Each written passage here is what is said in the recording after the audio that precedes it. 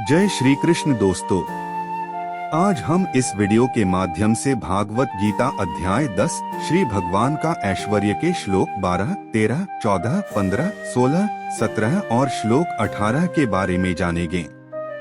और आपसे निवेदन है कि अगर आपको वीडियो अच्छी लगे तो लाइक, सब्सक्राइब और कमेंट जरूर करें। श्लोक 12, 13। अर्जुन द्वारा भगवान की स्तुति तथा विभूति और योग शक्ति को कहने के लिए प्रार्थना।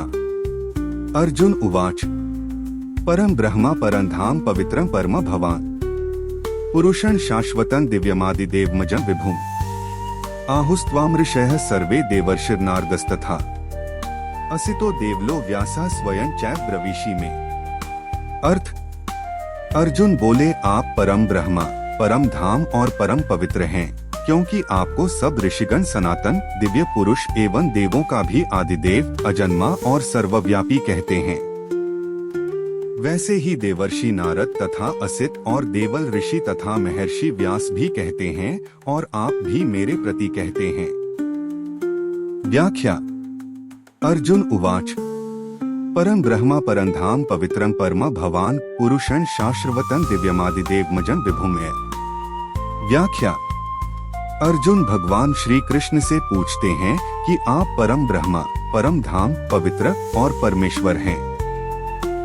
आप उस दिव्य पुरुष के रूप में प्रकट होते हैं जो शाश्वत, अनंत और सृष्टि के आदि देवता हैं।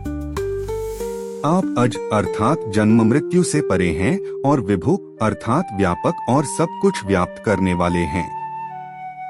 अर्जुन इस श्लोक में भगवान के इन परम और अद्वितीय गुणों की पुष्टि कर रहे हैं और उनकी दिव्यता को स्वीकार कर रहे हैं। आहुस्त्वामृषयः सर्वे देवर्षिर्नार्गस्तथा असितो देवलो व्यासा स्वयं चैव ब्रवीषि में। व्याख्या। अर्जुन बताते हैं कि सभी ऋषि मुनि, देवर्षि नारद, आशित, देवल और व्यास जैसे महान संतजन आपके बारे में ऐसा ही कहते हैं। ये सभी सिद्ध और ज्ञानपूर्ण लोग आपको सर्वश्रेष्ठ और सर्वज्ञ मानते हैं। अर्जुन इस श्लोक में भगवान की महिमा और उनके बारे में महान ऋषियों के दृष्टिकोण को प्रस्तुत करते हैं। वे बताते हैं कि भगवान श्री कृष्ण की दिव्यता और शक्ति पर विश्वास करने वाले सभी महान लोग हैं जो आपके अद्वितीय स्वरूप को स्वीकार करते हैं। श्लोक 14।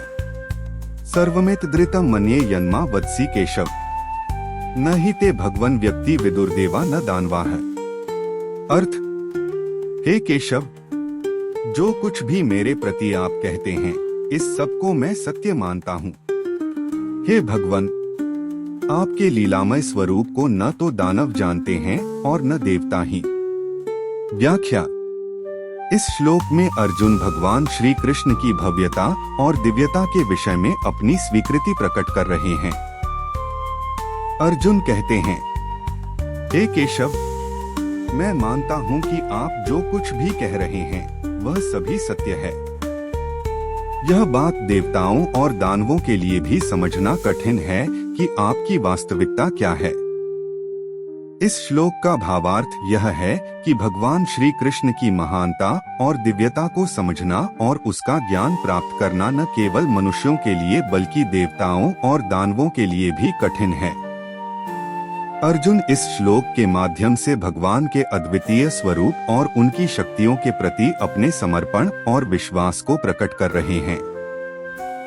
वे स्वीकार करते हैं कि भगवान की वास्तविकता और उनके ऐश्वर्य को पूरी तरह से समझना सभी प्राणियों के लिए एक चुनौती है। श्लोक 15। स्वयमेवात्मनात्मानं वेत्थ त्वं पुरुषोत्तम भूतभावन भूतेश देवदेव जगतपते। अर्थ, हे भूतों को उत्पन्न करने वाले, हे भूतों के ईश्वर, हे देवों के देव, हे जगत के स्वामी, हे पुरुषोत्तम, आप स्वयं ही अपने से अपने को जानते हैं। व्याख्या। इस श्लोक में भगवान श्री कृष्ण ने अपने दिव्य स्वरूप के अद्वितीयता और सर्वज्ञानिता को स्पष्ट किया है। वे स्वयं अपने आप को, अपने सत्य स्वरूप को पूरी तरह से जानते हैं। भगवान श्री कृष्ण जो कि पुरुषोत्तम हैं, यथार्थ में सर्वज्ञ हैं और उन्होंने ही सृष्टि के हर जीव और तत्व की रचना की है।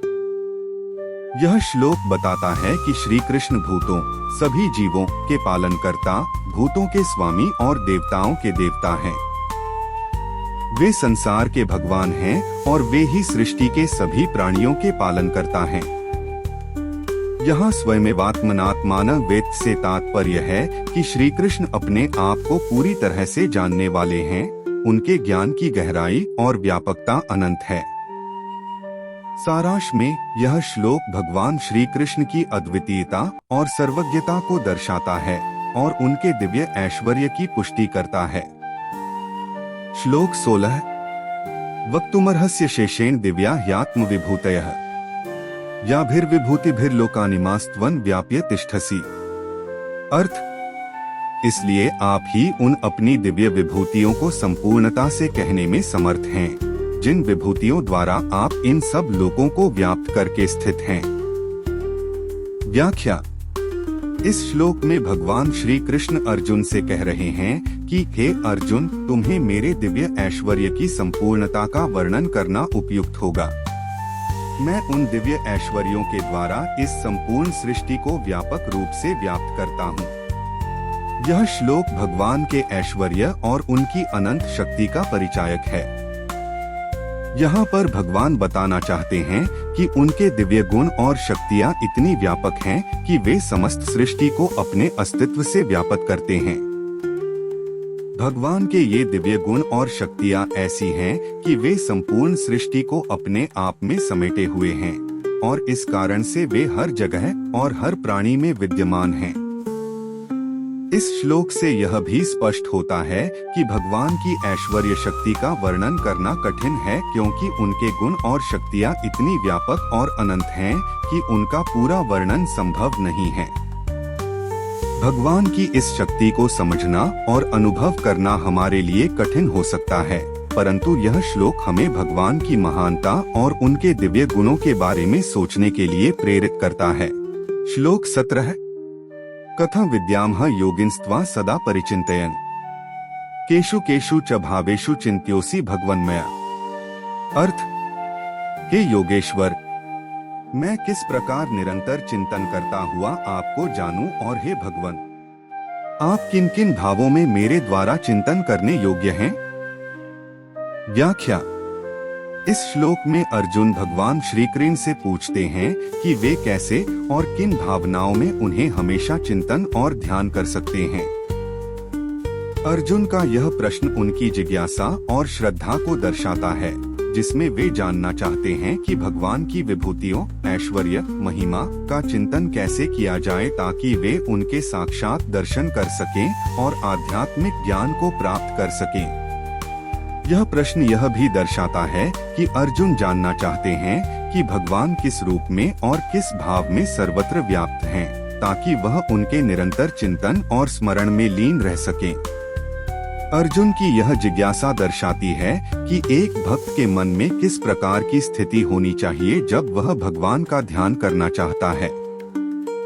इस श्लोक के माध्यम से अर्जुन ने सामान्य मानव की ओर से भगवान से यह पूछा है कि जब हम भगवान का ध्यान करते हैं तो हमें किन रूपों में और किन भावों में भगवान का स्मरण करना चाहिए। यह भगवान के प्रति समर्पण, भक्ति और ज्ञान की प्राप्ति के लिए अत्यंत महत्वपूर्ण है। सारांश। अर्जुन भगवान से यह जानना चाहते हैं कि भगवान किस किस रूप में और किन भावनाओं में व्याप्त हैं, ताकि वे भगवान का समर्पण भाव से ध्यान कर सकें। यह श्लोक भक्ति योग और ध्यान के मार्ग में मार्गदर्शन के लिए महत्वपूर्ण है। श्लोक 18 विस्तरेणात्मनो योगं विभूतिं च जनार्दन भूयः कथय तृप्तिर्हि श्रृण्वतो नास्ति मेमृतम्। अर्थ, हे जनार्दन, अपनी योग शक्ति को और विभूति को फिर भी विस्तार पूर्वक कहिए, क्योंकि आपके अमृतमय वचनों को सुनते हुए मेरी तृप्ति नहीं होती, अर्थात सुनने की उत्कंठा बनी ही रहती है। व्याख्या। शब्दार्थ। विस्तरेण विस्तार से, आत्मनः आपकी, भगवान श्री कृष्ण की, योगं योग ईश्वर की लीला और शक्ति, विभूति, ऐश्वर्य, दिव्य गुण और शक्तियाँ। जनार्दन, जनों का कष्ट हरने वाले श्री कृष्ण। भूयः, फिर से, पुनः। कथय, कहें, बताएं। तृप्तियः, संतोष। ही, निश्चय ही। श्रृण्वतः, सुनने वाले को।